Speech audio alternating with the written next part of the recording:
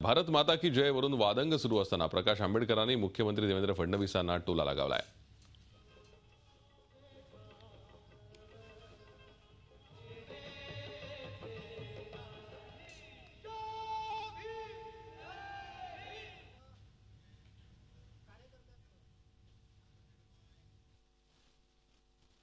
विदर्भामध्ये पाण्याचा दुष्काळ नाहीये, परंतु नापीकपणा फार मोठ्या प्रमाणात आलेला आहे आणि त्याच्यामुळे लोक असं म्हणतात आहेत की तुम्ही आम्हाला मदत हीच करा की पुन्हा शेतीचं कामं सुरुवात होतील पावसाळ्याच्या वेळेस, तेव्हा तुम्ही आम्हाला बियाणं पुरवा। ही जी त्यांची मागणी आहे ती मागणी बाजूला करण्यासाठी त्यांनी असताना आता हा भारत माता की जयचा मुद्दा काढून डायव्हर्जन करण्याचा प्रयत्न केला।